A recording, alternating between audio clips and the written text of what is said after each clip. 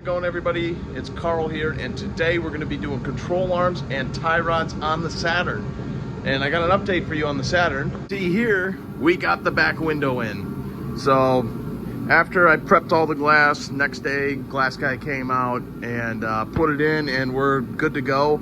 So I got everything in the back put back together. There's no interior left to put in. So now we can just move on and we can do the control arms and tie rods on the front.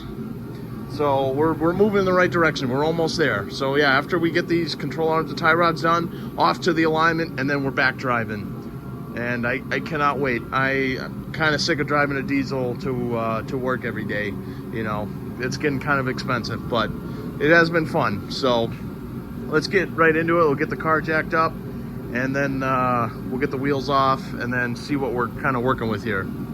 Got the wheels off, and I actually got one tie rod off. I thought it was going to be a lot harder than I thought. All you had to do really is heat it up and then just get a little leverage, and it cracks and comes right off. So that's pretty easy. But just looking at the control arm here, it shouldn't be too bad. You know, you got the one castle nut you take off for the ball joint. You take off the one nut for the sway bar end link there, or the sway bar link, sorry. And then you got a nut and a bolt back there, and then that should come right out and, you know, go right back in. So I did identify which one's the driver's side, so I got the driver's side here, got the new tie rod, and I'm just gonna put the tie rods on the old marks, just to get it close to an alignment so you can get it to a shop to actually get a proper alignment done. So, yeah, not bad. I'm pretty happy about it.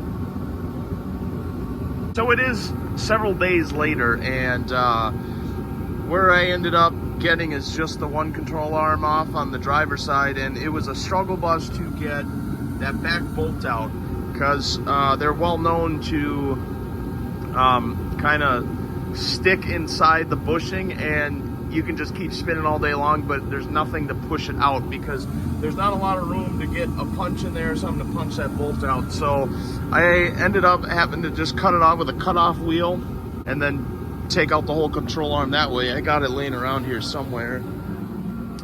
Oh, I guess I did. Yeah, what I did is I just cut the bolt off, pull the control arm out, then I punched the rest of the bolts out. But so we ran to Ace Hardware. We got some new bolts that we're going to use, and I also had to wait for some parts because I realized the control arms didn't come with sway bar end link bushings, and I might as well upgrade the bushings for the where they bolt to the subframe. So we got some new polyurethane bushings, so we should be all set to start putting everything back together. So the plan is I'm going to get the control arm on first, get that all tightened down, and then we're going to put the tie rod on, and then we'll go on to the other side, you know, do the old swapperoo and then keep moving.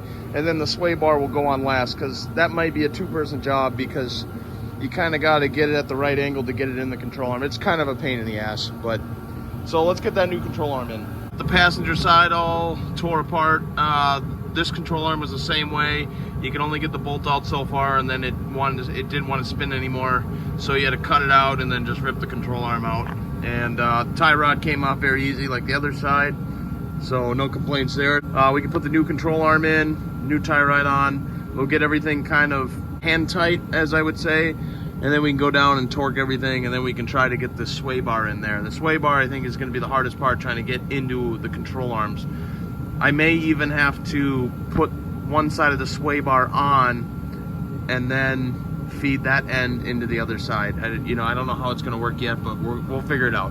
All right, so I got an update here. So we do got the sway bar mounted to the subframe with the new bushings on, and I actually learned that I did not have to buy the sway bar bushing kit, because so they did have bushings on the control arm, and Moog just makes a two-piece replacement one instead of a single bushing that goes inside the control arm. But so I just used a new end on there, since I might as well not use the old rusty one. But so I got the sway bar pretty much tightened. Now I got to do all the torque specs for the control arm, the tie rod, and the control arm to the knuckle. And then I'll retorque all of the sway bar bolts, and then we should be good to go, and put the wheels back on and get her down and get her out of this garage, and you know, hopefully get an alignment pretty soon. So I'll update you once I get all that done. All right, I got everything torqued, cotter pins in, wheels on, and the car's finally on the ground. And I cannot wait to hopefully be done with this car for a while. I am sick of it. I just want to drive it. But thanks for watching, everybody. I appreciate it. Please like, comment, and subscribe. And I'll see you guys in the next one.